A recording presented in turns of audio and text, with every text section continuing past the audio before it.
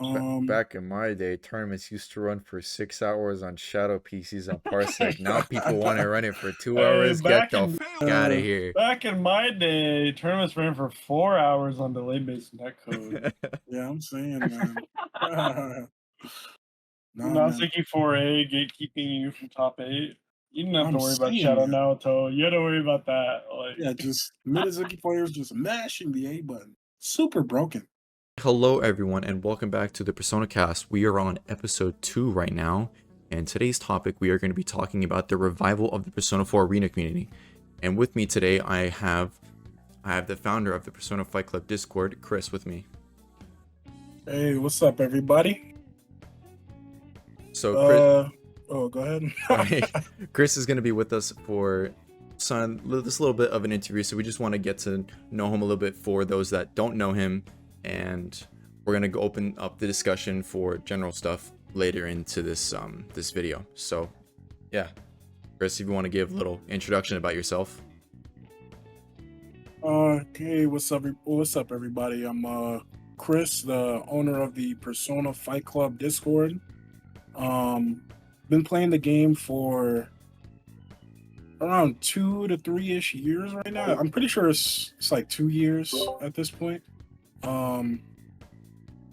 Recently made I played the game since vanilla came out. I tried it out a little bit, but I didn't really know too much about fighting games. But when I made the server was when everybody started getting on the game again, growing, improving, getting stronger. It's pretty good. But yeah, if you join the Persona Fight Club Discord, you're without a doubt gonna see me, either posting some stuff in the general chat, memeing in general, or posting in the Narukami chat, you'll definitely see me. But yeah, go ahead, go. Yeah, so definitely he is one of those, he will be there. You will see him no matter what. He is very active in the server. You can get some great advice from him, especially on Narukami. Very great. And I've been with him for years, a part of the server. Very great guy. And I just want to know, Chris, so what inspired you to make the Persona Fight Club Discord in the first place? I was talking about it with one of my close friends, Sam, one day, because he was looking for a new fighting game to play. He's a really big fighting game fanatic. He likes playing a bunch of different games. So I told him about this game, Persona, like a while back, that I used to play. I thought it was cool. I was a really big Persona fan. I thought the characters looked very expressive, right? I thought the presentation was amazing for the game. So I told him to try it out. He was like, okay, how do I try this out? So we looked up a PS3 emulator, RPCS3. We found out that it actually worked for the game. So we were like, I wonder if we can get anybody else on the game. So we made this server and tried to get more people on the emulated version of 1.1, which we were not expecting that to go so crazy, but it did. We were not expecting that to pop off as hard as it did, but here we are now, right? The port dropped. Everybody is in the server now on the game actively. It's pretty good. But it all started one day because I reminded Sam of Persona, because it had such a very distinct feel and art style and presentation. The game just looks so cool. It has all my favorite characters from the Persona series in it, doing cool stuff. But yeah, that's where it started. So we now know where Chris's origin story is. I want to open up the discussion now for MBM and Jordan to hop in the discussion. So maybe we can open the conversation and figure out how you guys got into the scene as a result of it, because we know Chris formed this, but how'd you guys actually get into the game though? So let's start with Jordan. So I got into the game because I walked into my cousin one day back in what was it, 2013. He was playing Blaze Blue Chrono Phantasma, and he told me about Persona 4 Arena, and vanilla was only out at the time, so we played that. I played Chie back then. In vanilla, all I knew was auto combo and the all out attack combos, and so I learned how to play fighting games based on that. Mostly learned like combos and how fighting games function based on Chrono Phantasma. And then when Ultimax came out, that was when I made the decision to like try in a fighting game. I was like, I want to get good at this game. So that was when it came out in 2014. So I picked Adachi. Kind of learned how to play the game based on that. Wasn't very good though. And when I quit because Central Fiction was coming out, I quit because the game seemed like it was dying out. I didn't really want to. I had a lot of other shit going on at the time.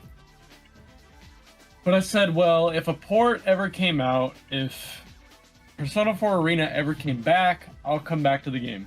I made that promise to myself way back then, and so much to my surprise, it did come back. And so that's where I'm at now. Is like, the game came back, and I stuck to my promise. I wanted to grind the game, and Persona 4 or the Persona Fight Club was around, so I came back to play. And I made a lot of friends, and that's where I'm at now. As a result of my grinding and my hard work. So that's the extent of it. For me, I knew about Persona Ultimax for like a while. I knew about Arena for a very long time. Even when it came out, I remember seeing it, and I remember seeing it in the store, and I was like, oh, that's cool. Persona Arena? That looks like an interesting game. I don't know anything about Persona. And I was just like, kind of just shrugged it off, because I was more, at the time, I was more of a Street Fighter player. And it wasn't until like years later when I actually got into Persona, with like Persona 4 Golden and then Persona 5. Then went back to Persona 3, where I was like, okay, let me actually try out, Persona 4 Ultimax. So I booted up PlayStation emulator, and I was like, okay, let me just sit in the lab here for a bit. And I was like, wow, this game is cool. This game is really cool. Then I joined the Persona Fight Club Discord, and I was like, oh, I realized everything was Parsec, and I was like, I am too shy for this. So I just kind of stopped playing for a bit, just kind of lurked around the server, and I didn't really play the game much. I wasn't really interested because I couldn't play with other people because none of my friends are interested. So eventually the port gets announced, and I'm like, holy crap, I can actually play this game with other people, and I can actually get other people on this game. So when the port finally dropped, that's when I actually started grinding the game and getting serious about it, because I really enjoyed it. I just really enjoy the feel and everything about the game. That's why I'm here now. I'm gonna be real, I find it so funny that you tell me your friends don't want to play with you, and then nobody in the PFC want to play with you still, bro, and I find that so fucking funny. Get my man some games. They were dead ass, they were like, Persona? Nah, bro, you weird. And I'm like, oh, okay. Because it's niche, bro. This game is niche as hell. Well, like, on top of fighting games already being niche, like, I even have friends who played fighting games who, like, I tried to get to play Persona, but it's like, at that point, I already knew how to play the game. And you know how to play the game and your friends don't. Like, I tried to get a friend to play, and he was like, I want to play Kanji. Then he was like, Kanji sucks. I don't want to play this game. And I'm like, oh, well, shit. Shit. What can you do? Yeah, it is very hard to get people into your niche anime fighting game to begin with, especially if you're like on another level and they're just starting out. So it's very hard to like dumb yourself down and help them break it down. It's very hard for new players to get that. Exactly. But, yeah, I think for me, yeah, the nice thing about this is that everyone who comes in, they always have a different story on how they got in. It could be like they played the vanilla version when it first came out, but they didn't really get into it too much and they came back to the port. For me, it was more so, I came from Smash, but I got really tired of that game and I was looking for like other alternatives. I'm like, okay, so I didn't realize Persona had a fighting game until one of Milpy's videos pops up. You can probably guess which one it is. We all know which one it is. And I'm like, oh shit, this is really cool. I hop on, I literally got my cousin's PS3 just to play this game. Then I found out, oh my god, it's on Parsec, and then I was like, I really want to get good. And I just kept grinding on the Parsec Discord. Just kept getting better from there, and I've been playing for fighting games for around 3 years now. Persona was the first one I touched. Now I kind of expanded onto others, but this is like the first stepping stone for me, and I'm kind of happy about that. But yeah, I want to move on to the next course of action. So I want to talk about, what we want to talk about is the difference between offline and an online presence in fighting games, more specifically Persona, because some of us have been to in-person events while other people may not have the chance to go to these events, but they still have a large online presence. So we can talk about that if any one of you guys want to get started on that. I would say the environment's the biggest part. I'd say the gameplay itself is a lot less relevant than you might think. I don't think like playing the game is fun, but like just meeting up with everybody and like hanging out with the community that you got to know is the best part of it.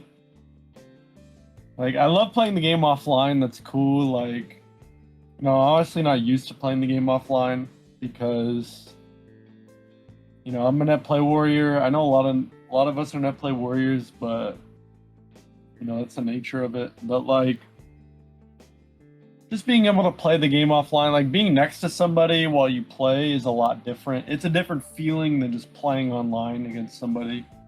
Even if you're in the same voice call, like it's still a different feeling.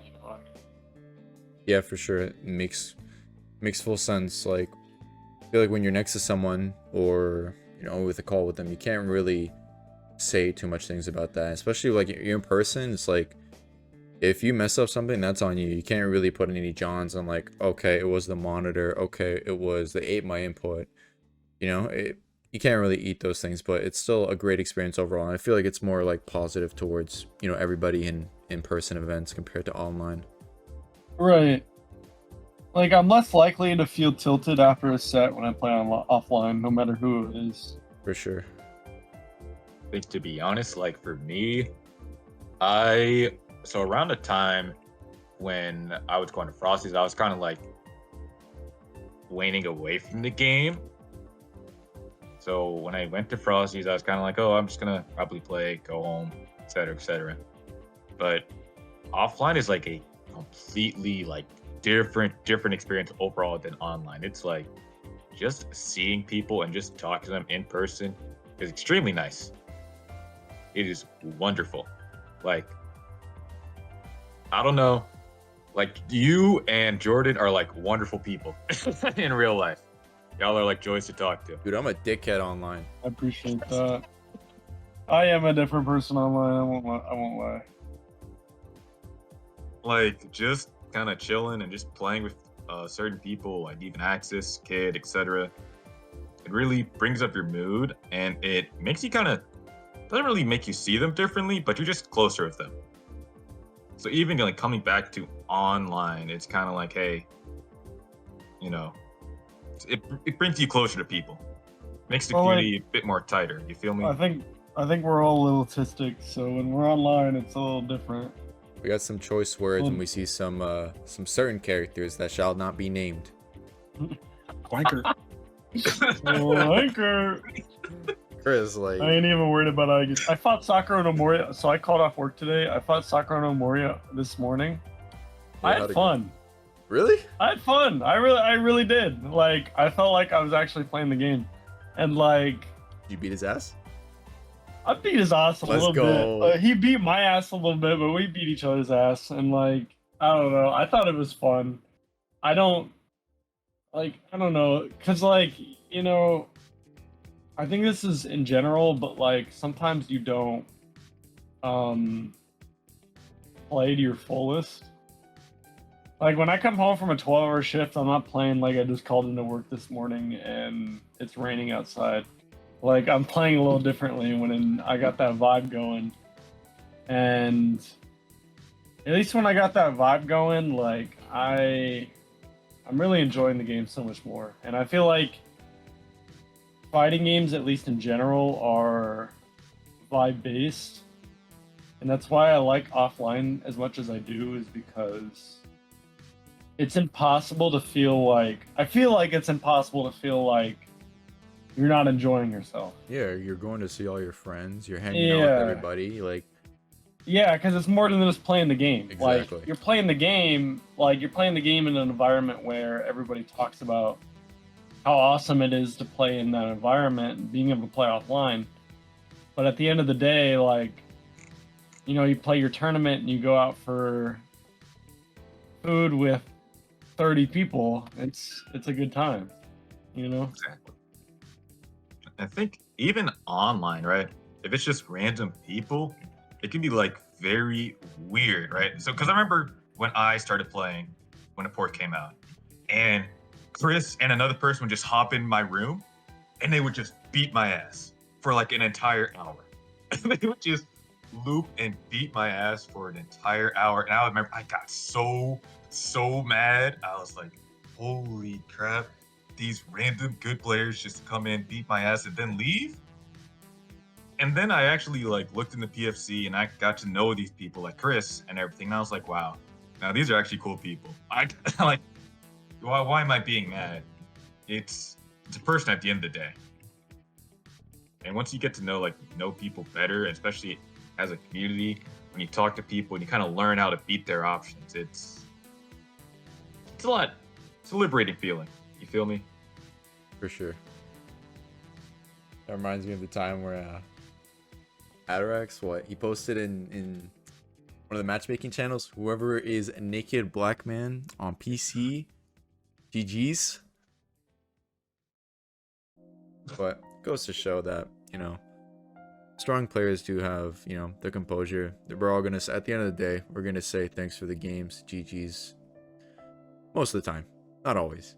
We all have our bad days, but I think not treating this game as a job is important. You play to have fun at the end of the day. Competing is a different story, but in general, you're playing to learn and grow as a player. But Chris, I do want to ask, since most of us have had an offline presence, I just want to know, so like your perspective is purely based on like online Persona. Like Yeah. how does it feel though? Online, like, what do you mean? Like just Like, how does online feel? Yeah, how does online feel for you, since that's like only thing that you can play at the moment, you know? I think it's pretty fun. You know, we got all the matchmaking channels, and I feel like a lot of the time, even when like I feel like the matchmaking channels are more than just for purely matchmaking. I really enjoy that people talk a lot about various things, either about the game or about something else. Either in those matchmaking channels or in the P4U discussion, there's constant conversations going. You know, people are fighting each other, learning, growing, getting stronger with each other. I feel like there's still a very big social aspect, even in online play, right? It's not gonna be completely like some random Joe Smo. Like, sure, right? It'll happen. Some random guy will just join your lobby, you know, beat the shit out of you, leave, not really say anything. But I feel like there's also that massive social aspect, which gets enhanced with the lobby system on PS4 specifically. You know, a lot of people are, you know, cracking jokes in there. You know, you got the gray Teddy meme. Let's Everybody go. got the gray Teddy. Yeah. You gotta hop on Gray Teddy, dog. Next time I hop on PS4, I'm definitely gonna gray Teddy up. Bro, what does it mean? I don't know. It's powerful, right?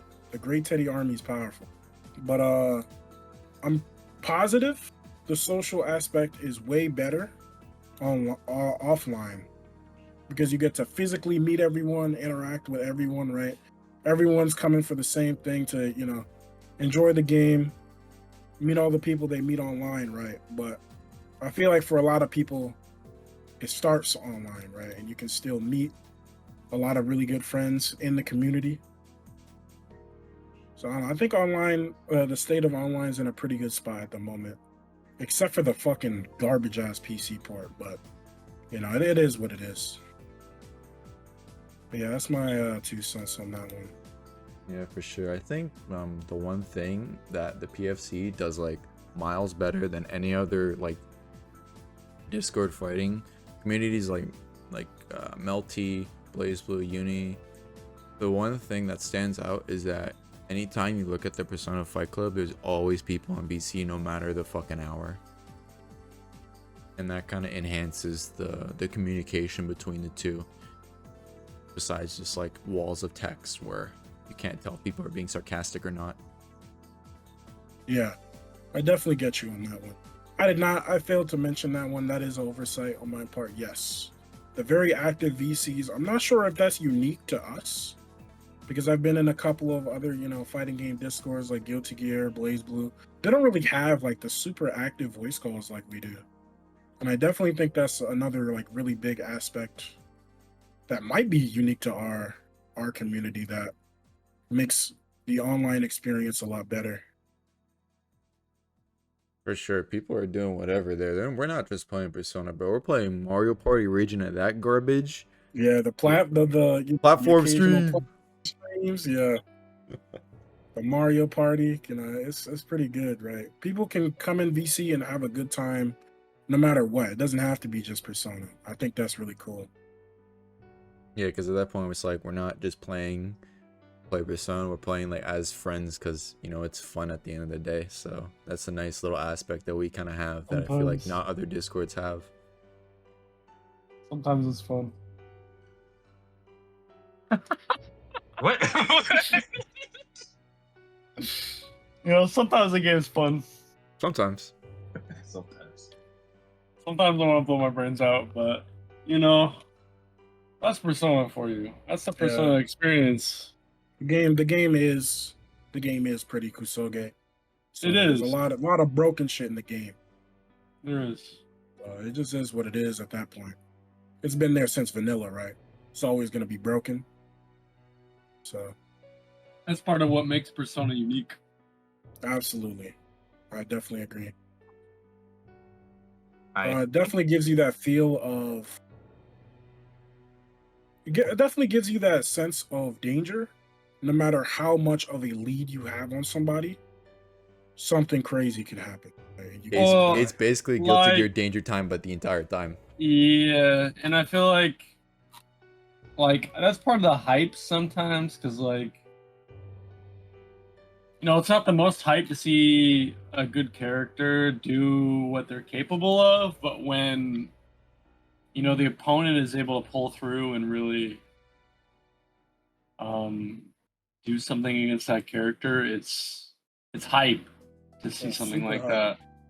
Yeah, like Jordan, when you played and beat Axis at Frosty, I was mad hype, bro. That was like insane. I was so surprised that set went the way it did, because I dropped all my combos. Like I said, I'm a net play warrior, so playing offline, I'd be dropping all my combos, but at the end of the day, like winning that set and then going up to the hotel room to go to Target with Joey to get caffeine pills. That's something I'll never forget. For real. Honestly, I think besides to our next topic too, which I kind of want to start off with, is the online community is also so huge that we are like in contact and just constantly playing and talking to and becoming friends with other people, like people in Japan, China, European communities, South American communities. I think that is like amazing. Like, for example, Chris, you remember when we had who was it? I think it was Kento come in the VC? Ento. And we had Ago Eater, yeah. Yes, And and Nuamon. Yep. And Nuamon. That was so crazy. And then we had the Chinese guys, and they were playing Joey, I think. Yes, And you. Yeah, like it's crazy. And then we had the South American crew battle, and now we got Yeah. a North America versus EU crew battle coming up. Bro, Yes, sir. It's We're amazing. worldwide. It's not just us, right? We're going worldwide. Yes, And that's sir. crazy. That's It's crazy to think worldwide. about for the old game like this, right? There's still mad love around the whole world. What's wild to me is thinking about what it was like back then. I think I'm the oldest head here when it comes to Persona. But just thinking about how back then, we had our own little cliques, and we'd kind of just play the game and talk to each other about the game within those cliques and those line chats and those Skype chats. And now it's we got Way more, huh? I was gonna say we have way more than that now. Yeah, because Discord is a platform that we can use, and we're so much more connected, and now everybody knows everybody. Those top players that aren't so mystical. You know them, they talk in the general chat. You might catch them just hanging out. It's not it's easier than ever to kind of get connected with people and learn the game at a higher level than it ever has been. Not even just Discord, too. Even Twitter. Yeah, Twitter. Back then, you literally just would hop in the lobby, and that was it. People didn't a lot of the good players you didn't really know. And I think it's helpful to know the good players because it's how you get better at the game. And Exactly. them being more accessible is cool, I think. People are just more connected in general. For sure. It was very disconnected back when this game first came out, right? Because even the East Coast and the West Coast was still kind of divided, and with on delay base too. Delay based. Yeah, it creates Terrible. a terrible environment, and what I mean by that is you're not getting all the character experience, right? So an East Coast player, say they play Narukami, right? There's plenty of Narakamis in vanilla and 1.1 as well, and they go over down to the West Coast and they gotta fight an unfamiliar matchup, right? Say Shadow Lapras. What the hell are you gonna do? They don't have many other characters to fight against to get the matchup experience. The only notable Shabris player in 1.1 or even vanilla was Bananakin. That was about it. So especially if you can't get overseas matchups, it is very difficult. Now not so much because of rollback. It's definitely way easier to find matchup knowledge in the rollback setting because you got characters what's a good example, right? If you were a European player, right? How on God's green earth are you going to be able to get Marie footage in delay-based netcode, right? And with MBM and Kid are both in America. So you have that option if you want to fight two pretty strong Marie players, one of which is a top player in North America, right? So Yeah. I'm not saying that that's enough, but that's two really strong Marie players that you have access to versus zero, right? Right. Yeah. And I appreciate rollback for giving everyone that opportunity Because, to learn and grow. well, not only rollback, but just in the age that we're in now, just being able to ping. You just ping somebody. Yeah. And there's a chance that they'll respond. Back then, you had to send them a PS3 message and maybe they'll respond, maybe they won't.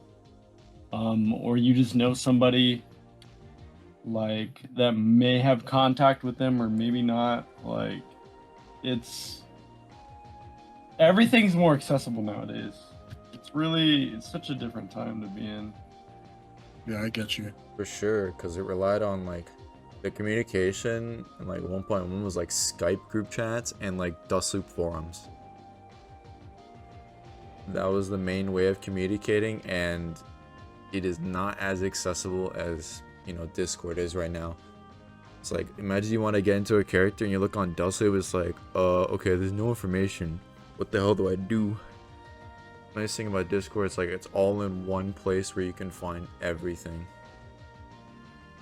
Yeah, bro. Those Dust Loops forums sounds terrible, bro. You can like ask about a matchup and somebody probably won't even get back to you in a reasonable time frame. You can just ask in the character chat, right?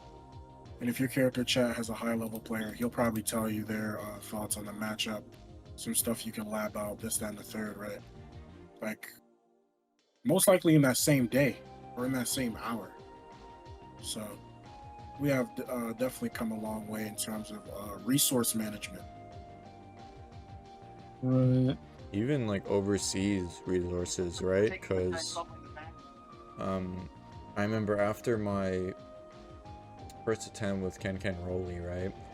Like Rennie, like I hopped in the VC with Rennie Ray, and he like started streaming. He showed me some counterplay I could learn that I didn't like really think about at the time. And I was like, oh shit, okay, I didn't know about this. Thank you so much.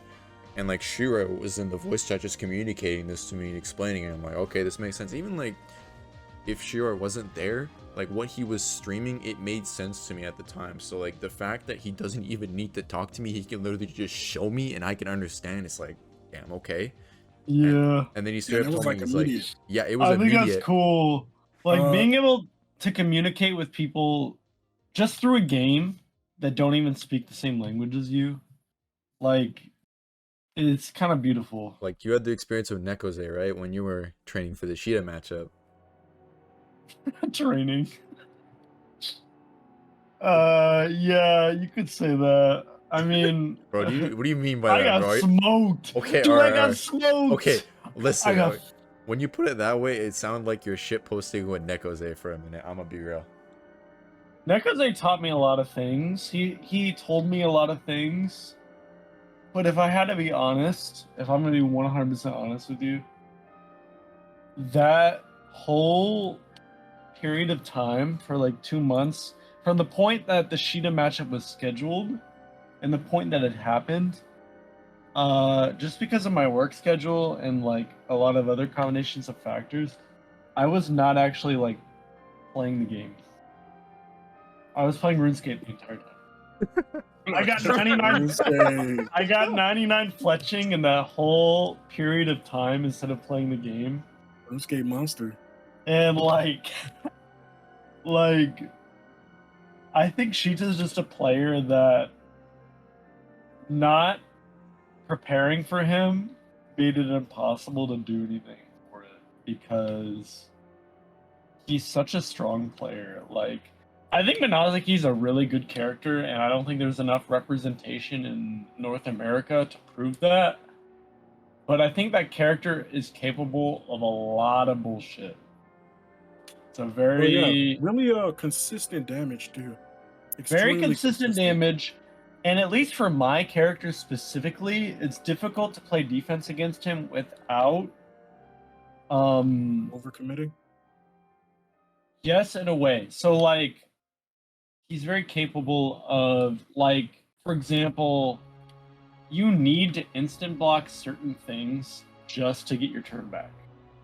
At least if you're in the corner, for example, like, you don't get out for free. You can't just mash DP on a certain situation and win. Like, that's not... Yeah, I know what you mean, especially with the Dachi DP, it's like really slow, and... Yeah. You try to get out of Mina pressure, bro, you're gonna eat a counter hit, and you're gonna deal like 4 to 5k, bro. It's like, oh my god. Yeah, exactly. Like, I think, like, Minazuki is a much stronger character than you would be led to believe based on the representation we have here. Like, I've really struggled to fight a lot of the really good Minazukis in Japan. They're very strong, and they know the matchup, and they know how to play that character very well. And, like, I think that's why, like, at least in terms of my life, I enjoy having a more normal schedule, but one thing I miss about having an off schedule is being able to fight Japan as much as I did. I think that made me a better player for it. And I think they have a lot of knowledge to share. And they're very consistent with it. Like, they apply it very consistently. Like, at least when I play, I don't always apply what I know. I'm being a little lazy, but I think they're very consistent about it. Well, they've been playing this game for like 10 so years now, because they were playing. Yeah. They got it years before us on 2.0 Yeah. arcades. Like, I remember, like, we didn't stand a chance. Like, there's a reason why at 2015 for Evo Persona, like, there was only two American players in top 16 and one Puerto Rican. That was being Banana Kim, but like the entire top 8 was literally just Japan. Banana Kim's Puerto Rican? What? Pretty sure, is he? No. Wait, that's still American. Whoa. Wait, oh, American. Well, he has the flag. He has the God. flag. He has the flag. He had the flag there, bro. He had the flag. Why do you have the flag? I don't know, That's so man. wild. I saw there. I'm like, what the flag is this? Puerto Rican. I'm like, oh, okay, One of the cool. rep Puerto Rico, bro. Puerto Rican's American, really? I didn't know that. I'm Yeah. Yeah, it's an Oh. American territory. Yes. My bad, bro. My It bad. is, Yes, yeah. bro. Oh shit. Okay. Well, I gotta change my script now for that interview. Fuck. Oops. Okay. But anyway, yeah, they got the game months before us, and we got completely like steamrolled at Evo. Not really steamrolled, but like they brought their best when they're coming to Evo, and it really showed in that top 8. That was one of the best top 8s in Persona history, honestly. Yeah, it has some of the craziest sets ever. Like, you had Agro versus Soji, Agro versus Jo. Oh my god, Taichi versus Koichi. Oh my Yo, I god, saw, was a I crazy saw set. Taichi in the lobby That's the today. crazy- Yeah, he Oh, was in the really? lobby. Yeah, Yeah, he was in the playing lobby this Shida. morning. He was fighting Sheeta.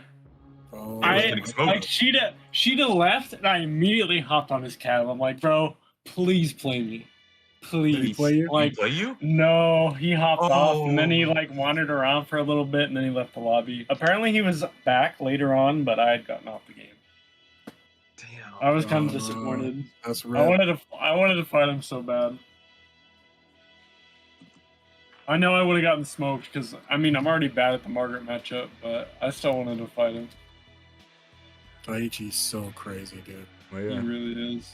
It goes to show that like with rollback now, we can play like almost anybody around the world in a somewhat playable connection, and we're kind of breaking the missing, character matchups that we once had, because obviously in delay based kind of impossible, and the only like overseas exchanges like we have, right, is like if Japan comes down to Evo, or like that one 5v5 tournament in the hotel room, so Dude, I totally forgot about that. yeah, that was funny. the whole- They got a that noise was to all play. Banana can like smoke. Yeah, the he whole swept Team Japan. the entire team, bro. It was cool. But It's crazy.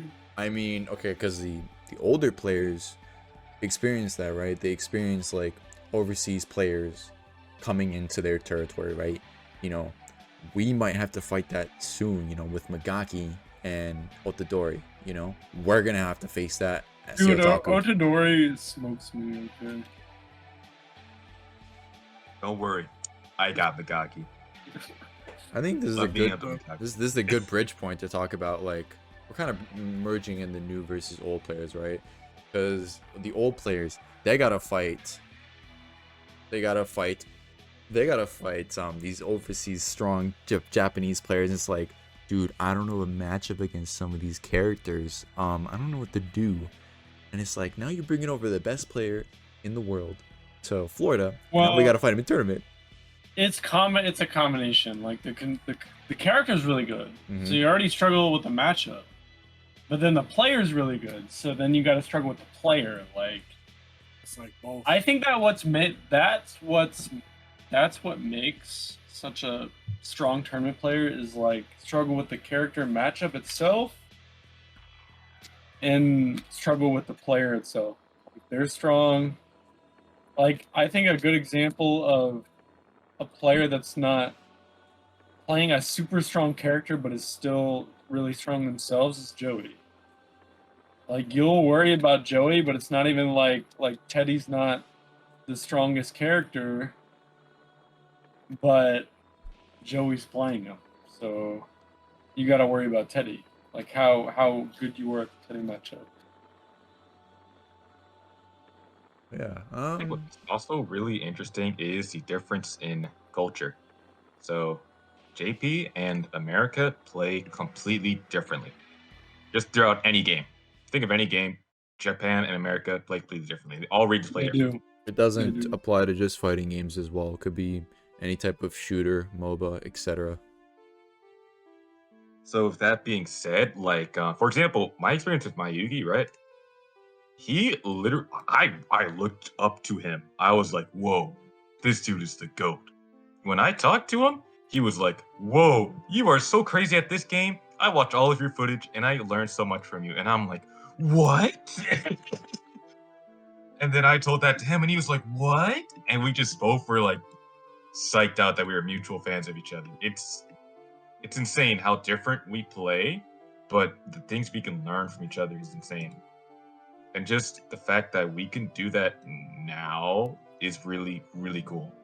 Mm-hmm. And the fact that old and the when players back then had to like deal with a completely different play style and still were able to adapt to that and get top 8, like those three American players, Banana Can, etc., getting top 8 with that completely new experience coming in, it's crazy. Mad impressive. Crazy Mad level of impressive. adaptation. Yes, exactly. We do see this in, our top 8s, right? So if you look back to one of the first major tournaments that we had for the re-release of Persona 2.5, the Persona 4 Ultimax Charity Showdown event, right? We had 8 of the strongest players from, Arena and Vanilla, Vanilla and 1.1 Ultimax on the PS3. So we had people like Bananakin, Lore Knight, SQ, Breaker Dave, Jonah. We had a bunch of strong players in this tournament. Bananakin came on top for that one. But after that, we really didn't see that many of those players come into future tournaments as a result, right? The only ones that really came, there was actually only 2 players that came from that tournament to future events. And those people were Grover and Tectal Eastside, right? Both of them made it to Siotaku. Only Grover made it to Frosty, and he ended up winning it, but still. We still saw a lot of new faces for top 8 at Siotaku and Frosty, right? So for Siotaku, I think everyone was still kind of warming up. This is everyone's like first major event that they were going to, so I mean, I personally, felt that it wasn't my kind of not a major, but I've been to offline events prior to Siotaku. I didn't do the best that I could at the time, but it was still an experience for me, and I learned from that. And I kind of used that experience to go build on for when I went to Siotaku, right? And for that tournament, the entire top 8 was like all old school players, like except me. I was the only one that like got the game like a couple years, and literally like 2 years ago, and I was just picking it up, all the rest of the top 8 was like people that have been playing since like 1.1 or Arena, like Axis, Atarax, Joey, Weartear, and Greek. So these are all like major threats coming in. But as we saw with Rossi's, that was a different story. We saw some other people in there. What do you think, Jordan? Like who? At Frosty, at top 8. Who do you?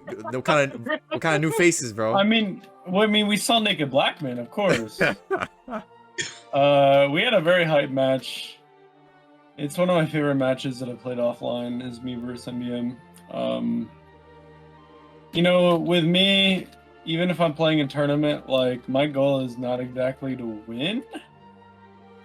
Or my main goal isn't exactly to win. It's I want a good match. Like no matter what, I just want a good match for the stream, for people to watch. Like, that's the most fun part. But You know, you saw Joey at Frosty. I mean, he wasn't exactly super new, but you don't typically see him. Joshua was there. Joshua was there, but he's not exactly new either. He's placed at previous majors. That's true. Who else did we see? Well, even in top 24, you had people like Jotio, Max Sev, Big Pat. Yeah, we had a lot of good top 24 like new faces. I think in top 8, the newest faces were me, Gold, and NBM. Everybody else we've seen before. Well, yeah, because Atarax is at CEO. I was We'd at seen him CO as before. well. Yeah. Well, I mean, yeah, but you were like new. Yeah. Atarax, But- like he's been a net play legend for a while. Even then, he's attended tournaments in 1.1. But That's the thing, is like I don't remember him from tournaments back in 1.1, but I played early on. Like a lot of the really popular net play brackets I remember back then, we never saw Atarax. It was like I remember Kyokugen, I remember Domo, or not Domo. Barzorg. Yeah. Those are the two players I remember. Milpy, actually. But a lot of other players, they don't play anymore. The best Adachi player then was Ty, and I haven't seen him since. Ty? Yes. It was Ty and a bunch of numbers. what about LV? He beat Bars. LV, I don't think they entered net play tournaments though. Oh, okay. But Ty, it was just a really long string of numbers. But if you know, you know. Yeah, bro, I don't. That's I don't really know a lot of 1.1 that play tournaments, so I'm gonna be real. Yeah. I mean, we didn't like go into that scene at the time, so we wouldn't know. Of course, Jordan Yeah, Jordan it's out of my definitely had the era. experience. Yeah. It was more just like we can talk about like how Parsec came into play, right? Because we're in like the dead era, right? We're in COVID days. You know, we're relying on Parsec, and Chris is running like Parsec tournaments over here. We're connecting to Shadow PCs. So how did running that go actually? Oh man, I'm not gonna lie. Running those tournaments was a little stressful because those tournaments took mad long. Literally. Like 5-6 hour tournaments, 4 to 6 hours. And there was nothing we could really do about that because we were on the Parsec shadow PCs and we were limited with the amount of shadows we had to work with. But one thing I will say is I'm extremely grateful that the tournament, everyone came together, right? We had Stacks and Glad come together, buy some shadow PCs. I bought one, Sam bought one, right? Like the entire community, like we just had commentators come out of the cut, like Sam, Black Jesus, me. We had me and fucking Snorlax and you Gold. You were streaming as well. We had a bunch of streamers, bunch of I don't know. It felt really good because it felt like it was. We all knew what we're in for, man. It's like put in your 6-hour shift for that tournament, bro. Yeah, like that Friday, you had to be free. Yeah, definitely it was clock-in hours. But we had the time. It was COVID. It was COVID era. Yeah. Absolutely. I'm really appreciative of the community coming together and making those tournaments happen though. I think that was really crazy. For what it was at the time, yeah. Yeah. Back in my day, tournaments used to run for 6 hours on Shadow PCs on Parsec. Now people want to run it for 2 hours. Get the fuck out of here. Back in my day, tournaments ran for 4 hours on delay-based netcode. Yeah, I'm saying, man. But Naseki 4A gatekeeping you from top 8.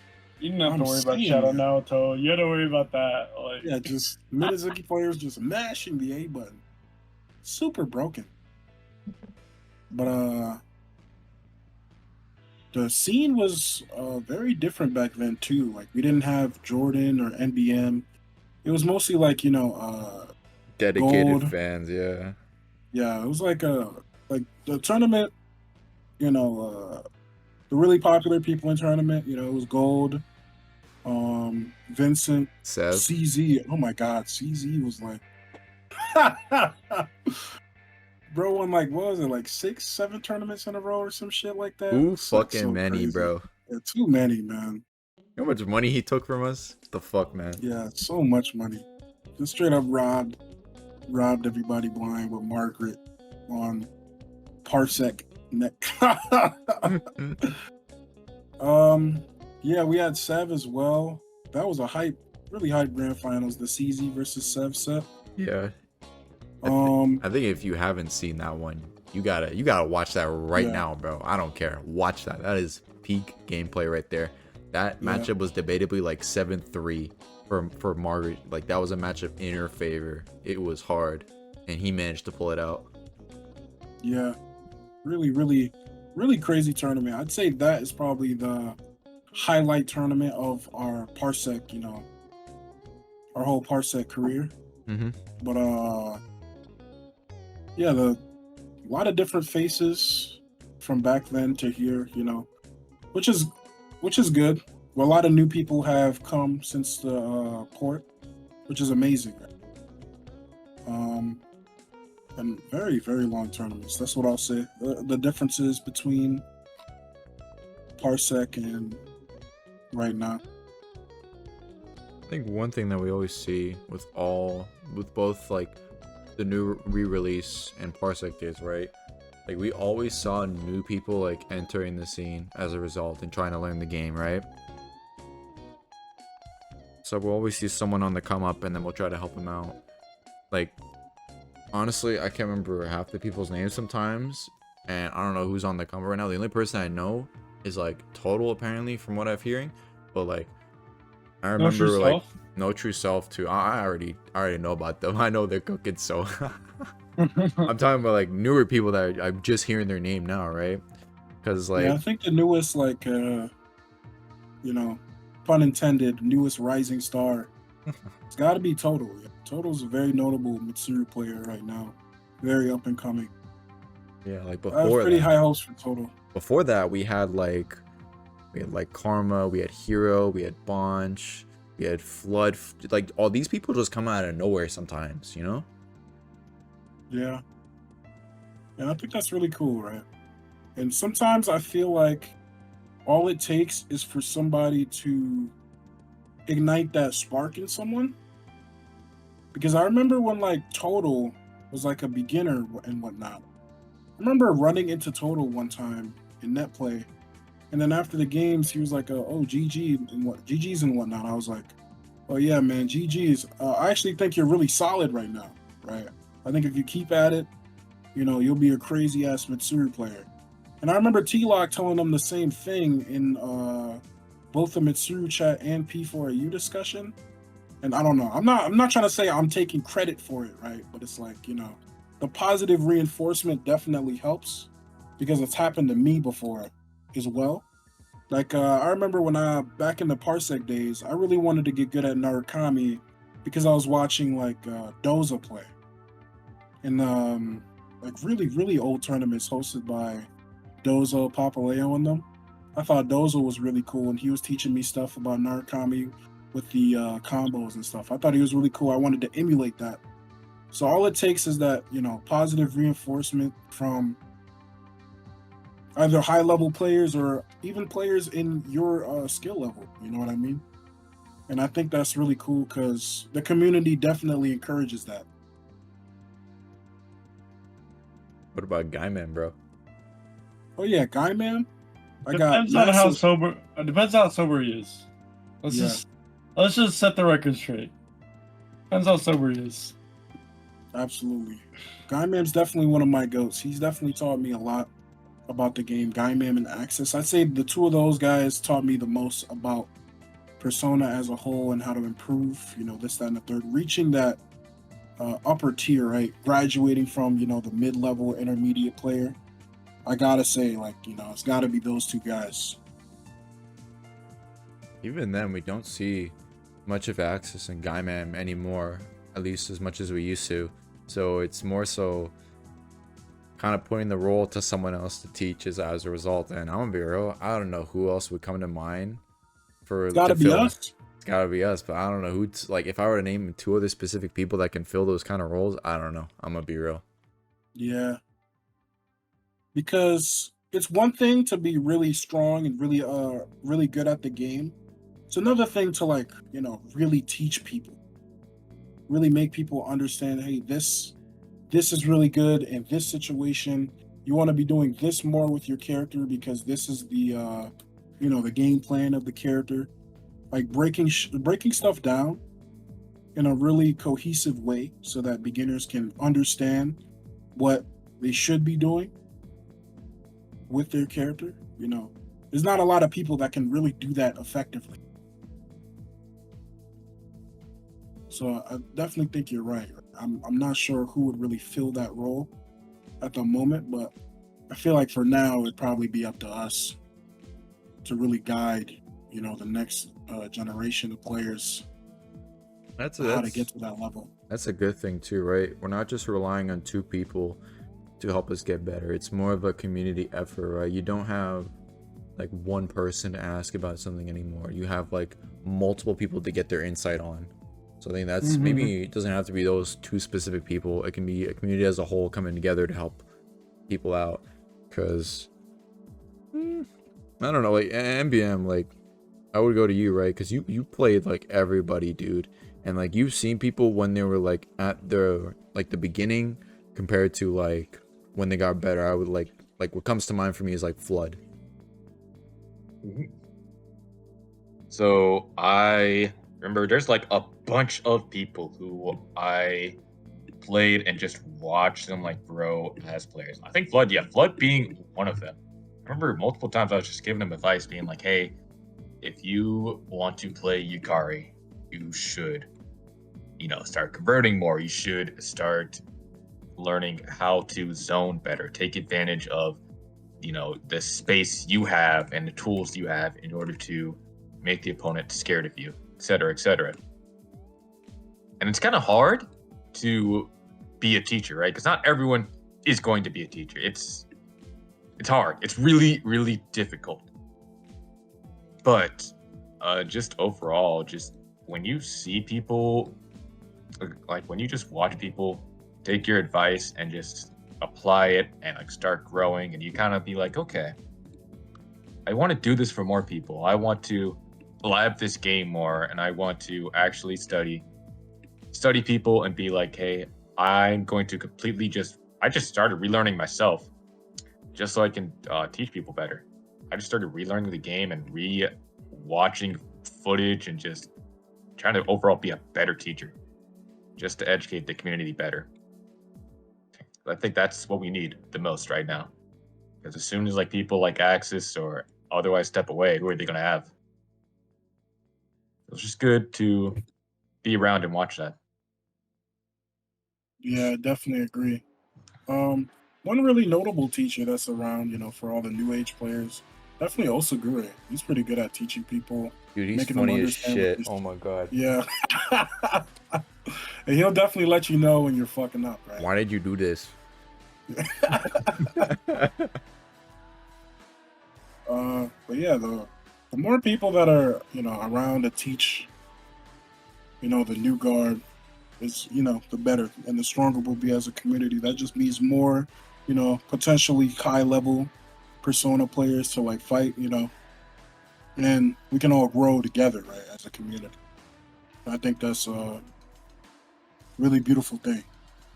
Yeah, the nice thing about it too is like no one's really gatekeeping each other, right? Because this game, every character's got their bullshit, bro. There isn't really one person that dominates every tournament. Joey might in the potential future, maybe. We'll see. I don't know. Maybe Magaki can stop him. But that's for sure is that every tournament that we had, or majors at least, right? It was won by like a different character every time. Like Shadow Yosuke won Seotaku, Shadow Labrys won the Charity Showdown event, and a Narukami won Frosty Faustings. Albeit, UMAD and Evo, they were both side events. They had Mighty Joy win it, but still, like, it's not really that like huge dominating person taking every single tournament.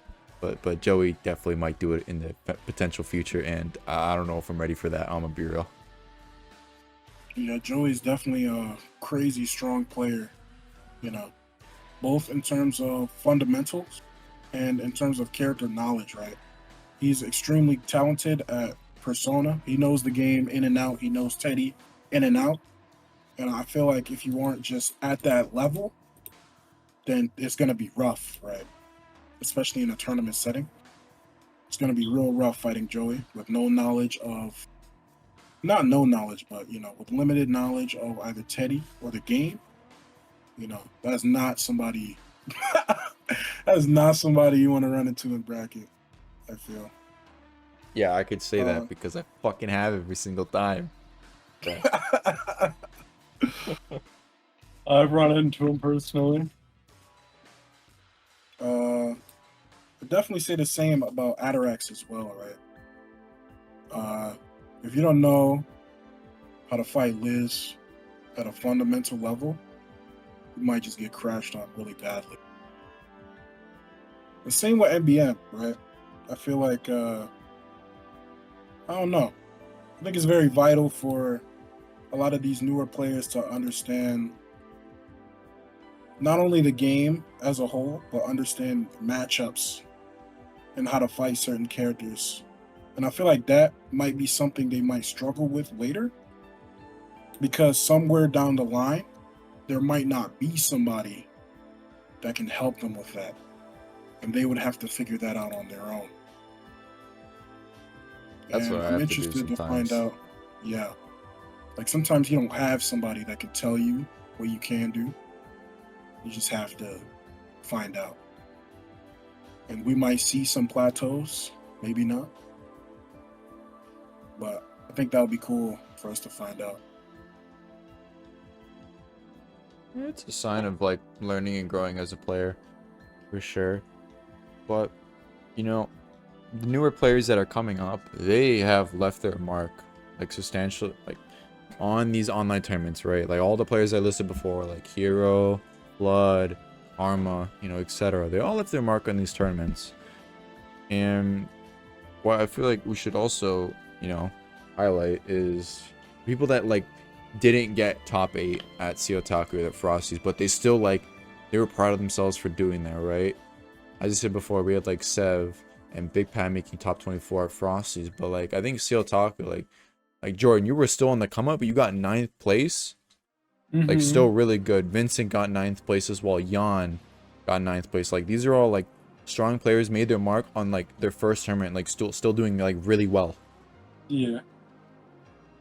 And it's, as long as you put in the work, from what I think, you put in the work, you get some advice, you apply that advice, you know, you can make your mark. And while it's not top 8, at the end of the day, like that was probably their first major tournament, and they still made like a big splash in it as a result. Right. But yeah, that just means that there's more killers in the bracket that you gotta deal with now. Isn't that fun? Well, at least it's competitive. Alright everyone, and with that, thank you everyone for watching. I hope you guys enjoyed this video. Be sure to like, comment, and subscribe. I'd like to thank Chris for joining us on this podcast today. Comment down below who would you like to see next. And yeah, we'll see you guys next time.